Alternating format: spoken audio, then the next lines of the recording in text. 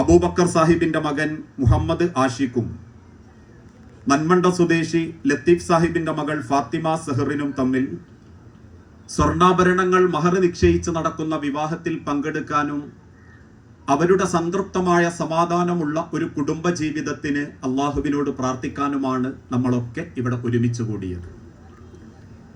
സമയം പറഞ്ഞതിനേക്കാൾ ഏറെ ഒരുപാട് താമസിച്ചതുകൊണ്ട് അത്യാവശ്യമായി 1 മണിയാകുമ്പോഴേക്കും മറ്റൊരു സ്ഥലത്തെത്താനുള്ളത് കൊണ്ടും വളരെ കുറഞ്ഞ ചില വാക്കുകളിലൂടെ ഞാൻ എൻ്റെ വാക്കുകൾ അവസാനിപ്പിക്കും. സത്യത്തിൽ വിവാഹം എന്തിന് എന്ന ചോദ്യത്തിന് അള്ളാഹു കൊടുക്കുന്ന മറുപടി ലി തസ്കുനു ഇലൈഹ, നിങ്ങൾക്ക് സമാധാനത്തോടെ ജീവിക്കാൻ വേണ്ടി എന്ന മറുപടിയാണ്. ഒരു മനുഷ്യന്റെ ജീവിതം ഏറ്റവും വലിയ സമാധാനത്തിലേക്ക് എത്തിച്ചേരണമെങ്കിൽ ഒരുപാട് പണമുള്ളത് കൊണ്ടോ വലിയ തറവാടുള്ളത് കൊണ്ടോ കാണാൻ ഭയങ്കര മൊഞ്ചുള്ള ഭംഗിയുള്ളത് കൊണ്ടോ ഒരാളുടെ ജീവിതം സമാധാനമാകില്ല. മറിച്ച് എൻ്റെ ജീവിതത്തിൽ എൻ്റെ പ്രപഞ്ചത്തിന്റെ സൃഷ്ടാവ് എന്നെ ഏൽപ്പിച്ച ഉത്തരവാദിത്വം അത് പരസ്പരം മനസ്സിലാക്കിയും സ്നേഹിച്ചും ജീവിക്കുമ്പോൾ മാത്രമാണ് ഏതു കുടുംബത്തിലും സമാധാനവും സ്വസ്ഥതയും കണ്ടെത്താൻ സാധിക്കുക. ഇന്ന് വിവാഹിതനാകുന്ന സഹോദരൻ മുഹമ്മദ് ആഷിഖിനും ഫാത്തിമ സെഹറിനും മനസ്സമാധാനത്തോടെ ജീവിക്കണമെങ്കിൽ ഇവര് രണ്ടു മാത്രം അള്ളാഹുവിനെ ഭയപ്പെട്ട് ജീവിച്ചാൽ പോരാ. കയറി വരുന്ന ഫാത്തിമ സെഹറിനെ സ്വന്തം മകളായിട്ട് ആഷിഖിന്റെ അമ്മാക്കും വാപ്പാക്കും കാണാൻ പറ്റണം. ഒരു വാപ്പാന്റെ കരള് പോലെ വളർത്തിക്കൊണ്ടുവന്ന പെൺമക്കളെ കൂട്ടിക്കൊണ്ടുവന്ന് സങ്കടപ്പെടുത്തൂലെന്നും അവളുടെ രക്ഷിതാക്കൾ നോക്കിയതിനേക്കാൾ ഭംഗിയിൽ ഞാൻ നോക്കുന്നും ഒരാണൊരു വാപ്പക്ക് കൊടുക്കുന്ന കരാറാനിക്കാഹ്. അല്ലാതെ വീടുപണി ചെയ്യാനും രാത്രി ഭോഗിക്കാനും അവനാന്റെ ദേഷ്യം വരുമ്പം ഭയപ്പെടുത്തി വരച്ച വരയിൽ നിർത്തി പേടിപ്പിക്കാനും അല്ല ഭാര്യ. കൈപിടിച്ചു കൊടുക്കുന്ന വാപ്പ ലത്തീഫ് സാഹിബിന് പറയാൻ പറ്റണം, നിന്റെ ഫാത്തിമനെ കൊണ്ടൊരിക്കലും ആഷിഖിന്റെ കുടുംബം സങ്കടപ്പെടൂലാന്ന്. ആഷിഖിന്റെ മാതാപിതാക്കളെ സ്വന്തം മാതാപിതാക്കളായി കാണാനും ആഷിഖിന്റെ മനസ്സും ആഷിഖിന്റെ വരുമാനവും അറിഞ്ഞ് ജീവിക്കാൻ പഠിപ്പിക്കുന്ന ഒരു മോളെയാ എന്റെ കൈമലേക്ക് ഞാൻ ഏൽപ്പിക്കുന്നത് എന്നൊരു വാപ്പ പടച്ചോനോട് പറയുന്ന കരാറനിക്കാഹ്. ആ കരാറും അവനാന്റെ സ്വഭാവവും എല്ലാവരും കുടുംബത്തിൽ നന്നാക്കിയ എല്ലാ കുടുംബത്തിലും സമാധാനം ഉണ്ടാവും. അതുകൊണ്ട് ഞാൻ ഇനി സംസാരിക്കുന്നത് സഹോദരൻ മുഹമ്മദ് ആഷിഖിനോടാ, മുഴുവൻ ഭർത്താക്കന്മാരോട്. ആരാ ഏറ്റവും നല്ല ആണ് ഒരു ഭർത്താവ്? പല ആണുങ്ങൾക്കും ഒരു തെറ്റിദ്ധാരണ ഉണ്ട്, നമ്മളെ ലുക്കിലും സ്റ്റൈലിലും ആ പെണ്ണുങ്ങൾ വികുന്നതെന്ന്. ഒറ്റ ദിവസം ഓന്റെ പവറും സ്റ്റൈലും ഒക്കെ കണ്ട് ചില പെൺകുട്ടികൾ കല്യാണത്തിന് വാശി പിടിക്കും. കല്യാണം കഴിഞ്ഞൊരു 4 ആഴ്ച തികയുമ്പോ കണ്ണും നിറഞ്ഞ് തിരിച്ചു വീട്ടിക്ക് വരുന്ന പെൺമക്കളോട് ചില വാപ്പയും ചോദിക്കും, മോളെ എനക്ക് ഓന്റെ വീട്ടു സുഖാണോ? പെൺകുട്ടികൾ ഒരൊറ്റ പൊട്ടിക്കരച്ചിലൂടെ പറയും, അമ്മ കാണാനുള്ള മൊഞ്ചന്നെ ഉള്ളൂ, സ്വഭാവം ഒരു വസ്തുവിനും പറ്റൂലമ്മ. മൂക്കത്താ ദേഷ്യം. കെട്ടിയ പെണ്ണിനെ തല്ലുന്നവരുണ്ട്, തെറി വിളിക്കുന്നവരുണ്ട്. ഓളം മരിച്ചോയ വാപ്പാനെയും അല്ലെ വല്യാപ്പാനെയും പറയും, ജീവിച്ചിരിക്കുന്ന ഉമ്മാനെയും പറയും. നാക്കരുത്തോണ്ടും കൈക്കരുത്തോണ്ടും അവനാന്റെ സ്റ്റൈലുകൊണ്ടും 100 പെണ്ണുങ്ങളുടെ സ്റ്റൈൽ ഉണ്ടാക്കുന്നവനല്ല ആണ്. മഹർ കൊടുത്ത് കെട്ടിക്കൊണ്ടുവന്ന പെണ്ണിനോട് ഏറ്റവും മര്യാദക്ക് പെരുമാറുന്നവൻ. എന്തിനാ ലത്തീഫ് സാഹിബ് ആ പെൺകുട്ടീനെ ഈ പൊരേന്ന് എളേറ്റിൽക്ക് തരാന്ന് സമ്മതിച്ചതെന്നറിയോ? ഈ വാപ്പാക്കും ഉമ്മാക്കും നോക്കാൻ കഴിവില്ലാഞ്ഞിട്ടൊന്നുമല്ല. ലോകത്ത് പെൺമക്കളുള്ള വാപ്പാർക്കുമാർക്ക് ഒരൊറ്റ പ്രാർത്ഥനയുള്ളൂ, ആ മക്കളെ കൈപിടിച്ച് പൊരന്റെ അടുത്ത് നിറക്കി കൊടുക്കുമ്പോ ഒരു വാപ്പയും അച്ഛനും അമ്മയും ഇമ്മയും പ്രാർത്ഥിക്കുന്ന എന്താണെന്നറിയോ? എന്റെ മോക്കൊരു നല്ല ജീവിതം കിട്ടണം, എന്റെ മോളൊരു നല്ല പിയാപ്പിളയാവണം. ആ പെണ്ണിനെ കൂട്ടിക്കൊണ്ടുവന്ന് സ്വന്തം പൊരയിലിട്ട് തല്ലിയ, തെറി പറഞ്ഞ, ഓളം മനസ്സിങ്ങി വേദനിപ്പിച്ച, പിന്നെ ഈ കുറെ സ്റ്റൈലനായിട്ട് നടന്നിട്ടൊന്നും കാര്യമല്ല. ഖിയാറുക്കും അഹ്സനുക്കും ലിനിസാഇക്കും, ആണുങ്ങളിൽ ഏറ്റവും നല്ലവൻ കെട്ടിയ പെണ്ണിനോട് ഏറ്റവും മര്യാദക്ക് പെരുമാറുന്നവനാ. സഹോദരൻ മുഹമ്മദ് ആഷിഖിനോട് എനിക്ക് അത്രേ പറയാനുള്ളൂ. എൻ്റെ സഹോദരി കൂടിയായ ഫാത്തിമ സെഹറിനോട്, നാളെ സ്വർഗത്തിൽ നീ കയറുമ്പോൾ നിന്റെ കയ്യിൽ ഫാത്തിമയുണ്ടാവണം. നാളെ പടച്ചം മുൻനിർത്തി ചോദ്യം ചെയ്യുമ്പം സെഹറിനോട് നീതി കാണിച്ച ആണാവണം. അങ്ങനെ ഒരു നല്ല തുണയാവാൻ, ഭർത്താവാകാൻ അള്ളാഹു ആഷിഖിന് തൗഫീക്ക് നൽകി അനുഗ്രഹിക്കുമാറാകട്ടെ. ഇനി ഞാൻ സംസാരിക്കുന്നത് ഫാത്തിമ സെഹറിനോടും മുഴുവൻ പെങ്ങന്മാരോടും ഉമ്മാരോട്. ആരാ അമ്മാരെ നല്ല പെണ്ണ്? വിവരമില്ലാത്ത ഇന്നത്തെ കുറെ ആണുങ്ങളും പെണ്ണുങ്ങളും സ്ത്രീകളെ അളക്കുന്നത് ഉടുത്ത വസ്ത്രത്തിന്റെ പവർ കണ്ടിട്ടും ധരിച്ച ആഭരണത്തിന്റെ തിളക്കം കണ്ടിട്ടും പിന്നെ പൊട്ടിട്ട് വെളുപ്പിച്ച മുഖവും ചോപ്പിച്ച ചുണ്ടും. അത് കണ്ടിട്ടാ ഒരുത്തൻ നിങ്ങൾ നോക്കുന്നതെങ്കിൽ ഓ പൊട്ടനാ. പെണ്ണിന്റെ മൊഞ്ചോള മനസ്സിനാ, അതോളെ ഭർത്താവിന് അവകാശപ്പെട്ടതാ.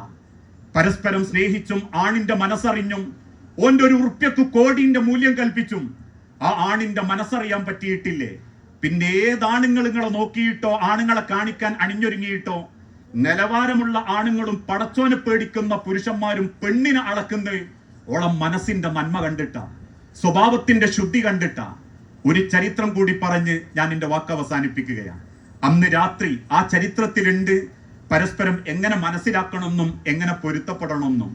ആ രാത്രി വലിയൊരു യാത്ര കഴിഞ്ഞ് വീട്ടിക്ക് തിരിച്ചു വന്ന നബിത്തങ്ങള് ആയിഷ ബീവിനോട് ചോദിച്ചു, ആയിഷ, വിശന്നിട്ട് വയ്യ, എന്തെങ്കിലും തരണം.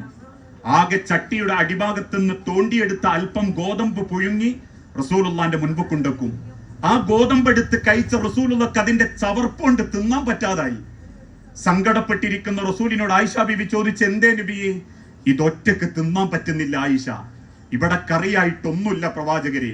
സുർക്കുണ്ടോ ആയിഷ? ഉണ്ട് നബിയെ. ആ പച്ച സുർക്ക ഗോതമ്പിലൊഴിച്ച് കൂട്ടിക്കുഴച്ച് തിന്നുന്ന റസൂലുള്ളാന്റെ ആ നിസ്സഹായ അവസ്ഥ കണ്ടപ്പോ അറിയാതെ ആയിഷ ബീവി ഇങ്ങനെ പൊട്ടിക്കരയാൻ തുടങ്ങി. ആയിഷ ബീവി എന്തിന് കരയാന്നറിഞ്ഞ റസൂലുള്ള വേഗം ഭക്ഷണം കഴിക്കുന്നത് നിർത്തി അരികിലുള്ള പാത്രത്തിലെ വെള്ളമെടുത്ത് ആയിഷ ബീവിന്റെ ചുണ്ടുക്ക് വെച്ചിട്ട് പറഞ്ഞു, ഈ കുടിക്ക ആയിഷ. ആയിഷ ബീവി കുടിച്ച അതേ ചുണ്ട് പതിഞ്ഞ ഭാഗത്ത് സ്വന്തം ചുണ്ട് വെച്ച് റസൂലുള്ള കുടിച്ചിട്ട് പറഞ്ഞു, ആയിഷ, ഈ ഭക്ഷണത്തിന്റെ ഒക്കെ എത്രയോ അപ്പുറം ഞാൻ നിന്നെ പ്രണയിക്കുന്നുണ്ട്. ആ സ്നേഹം കണ്ട് ആയിഷ ബീവി പൊട്ടിക്കരഞ്ഞു എന്നാ. അതുകൊണ്ട് ആ റസൂലുള്ള വഫാത്താകുമ്പം ആയിഷ ബീവി തൊട്ടടുത്തുണ്ട്. അള്ളാഹുവിന്റെ പ്രവാചകന്റെ മുഖത്തേക്ക് വെള്ളം തളിച്ചു കൊടുക്കാനും റസൂലിനെ പല്ലിയപ്പിക്കാനും അവസാനം പ്രവാചകന്റെ നെറ്റിയിൽ ഉമ്മ വെച്ച് കിട്ടാവുന്നതിൽ വെച്ച് ഏറ്റവും നല്ല തുണയാണ് റസൂലെ നിങ്ങൾ എന്ന് ആയിഷ ബീവി പൊട്ടിക്കരഞ്ഞു റസൂലിനെ യാത്രയാക്കിയിട്ടുണ്ടെങ്കിൽ അതാ മനുഷ്യരെ ജീവിതം. അല്ലാതെ ലോൺ എടുത്തിട്ടും വട്ടിപ്പലിശക്ക് വാങ്ങിയിട്ടും കൊട്ടാരുണ്ടാക്കി നാട്ടുകാരെ കാണിക്കാൻ ജീവിച്ച് അവസാനം 4 ചുമരിന്റെ ഉള്ളിൽ തമ്മ് തെറ്റി കുശുമ്പ് കാണിച്ച് ജീവിക്കുന്നതല്ല ജീവിതം. പടച്ചോൻ തരുന്നത് കുറച്ച് ദിവസമാണെങ്കിലും മനസ്സറിഞ്ഞ് സ്നേഹിക്കാൻ പറ്റണം, കുടുംബം ചേർക്കാൻ പറ്റണം, തമ്മിൽ അലോഗ്യപ്പെടാതെ ജീവിച്ച് മരിക്കാൻ പറ്റണം. നാളെ റബ്ബിന്റെ മണ്ണിലേക്ക് കുടുംബക്കാര് കൊണ്ടുവെക്കുമ്പോ ഒരാളെ മനസ്സും വേദനിപ്പിക്കാതെ മണ്ണിന്റെ അടി കിടക്കാൻ പറ്റണം. അതാ കുടുംബം, അതിനാ ദാമ്പത്യം.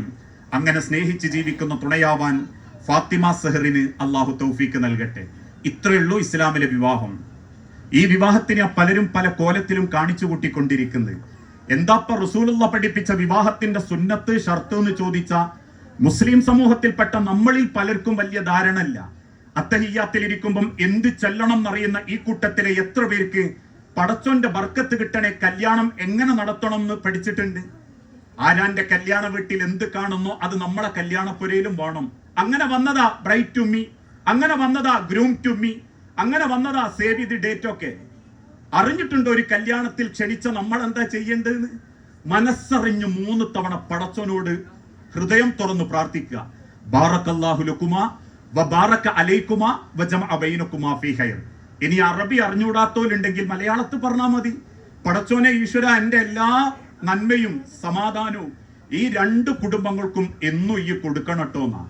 ശേഷം ഇവര് ഭക്ഷണം ഒരുക്കിയിട്ടുണ്ടെങ്കിൽ ആ ഭക്ഷണം കഴിച്ചിട്ട് ഉടനെ പറയണം, അല്ലാഹുമ്മ ഇഗ്ഫിർ ലഹും വറഹംഹും വബാരിക് ഫീമാ റസഖ്തഹും. ഈ സന്തോഷത്തിൽ ഞങ്ങൾക്കൊരു പിടി ഭക്ഷണം തന്നതിന്റെ കൂലി ആശിക്കിനും സഹറിനും സ്വർഗത്തിലെത്തുന്നത് വരെ ഒരു കാവലാക്കി റിസ്ക്കാക്കി കൊടുക്കണേ പടച്ചോനെന്നാ. ഒരു കല്യാണത്തിന് വന്ന് ഈ 2 പ്രാർത്ഥനയും പ്രാർത്ഥിക്കാണ്ട് തിന്നു തുള്ളിക്കാൾ ചറങ്ങിപ്പോകുമ്പോൾ പടച്ചോൻ മലക്കളോട് പറയുന്ന ഒരു ഗുണമില്ലാണ്ട് തിന്നു പോണത് കണ്ടോ. ഈ പ്രാർത്ഥനയൊന്നും ആർക്കും വേണ്ട. എല്ലാവർക്കും കുറെ പടകം പൊട്ടിക്കണം, പാട്ടി വെച്ച് തുള്ളണം, JCB കൊണ്ടുവരണം, ഒട്ടകപ്പുറത്ത് കയറ്റണം, ആനപ്പുറത്ത് എഴുന്നള്ളിക്കണം, ശവപ്പെട്ടി കൊണ്ടുവരണം. ഇങ്ങനെ ആയപ്പോഴാ പടച്ചം പോലും നമ്മളെ പിന്നാലെ കൂടി. ഒന്ന് ചിന്തിച്ചു നോക്കി മനുഷ്യരെ, 13 പേരൊരു നേരം വെളുത്തിട്ട് പോയ അതേ റൂട്ടുമ്പോ കൂടെ തിരിച്ചു വന്ന് 9 ആംബുലൻസിലാണ്. പടച്ചോൻ തീരുമാനിച്ച സെക്കൻഡ് വ്യത്യാസത്തിൽ പ്രായ വ്യത്യാസമില്ലാതെ പടച്ചോന്റെ മണ്ണിന്റെ അടിക്ക് പോകേണ്ടി വരും. ഇപ്പോഴും ഒട്ടകത്തിന്റെ ചാണകം തിന്നുന്ന രാജ്യമുണ്ട് സുഡാൻ, പട്ടിണിയുണ്ട്. 498 മക്കളാ ഭക്ഷണം കിട്ടാതെ ഫലസ്തീനിൽ പെടഞ്ഞു മരിച്ച് പട്ടിണി കിടന്നിട്ട്.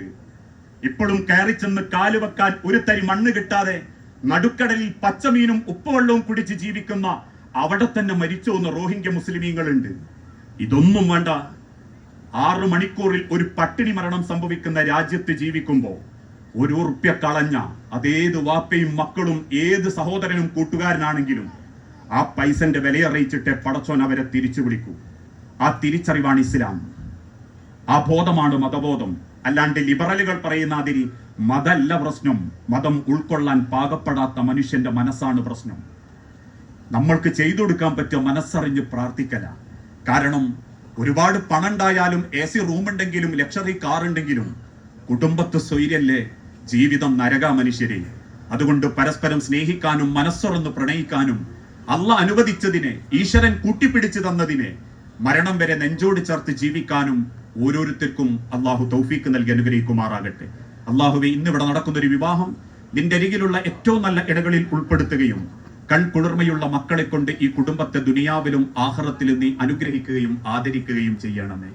നാഥാ, ഒരുപാട് കുടുംബങ്ങളിൽ മനസ്സ് സങ്കടപ്പെട്ട് ജീവിക്കുന്നവരുണ്ട്. ആരുടെ സ്വഭാവത്തിനാണ് റബ്ബെ മാറ്റം ഉണ്ടാകേണ്ടത്? ആ മാറ്റം കൊടുത്ത് പരസ്പരം സ്നേഹത്തോടെ ജീവിക്കാൻ എല്ലാ കുടുംബങ്ങൾക്കും നീ തൗഫീക്ക് നൽകണമേ.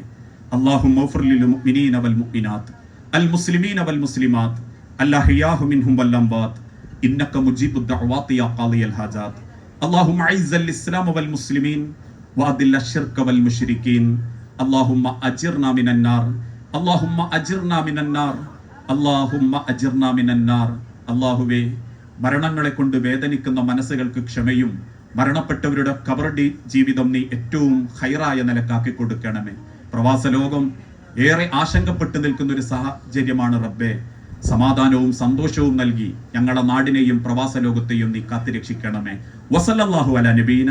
അസ്സലാമു അലൈക്കും വറഹ്മത്തുള്ളാഹി വബറകാതുഹു.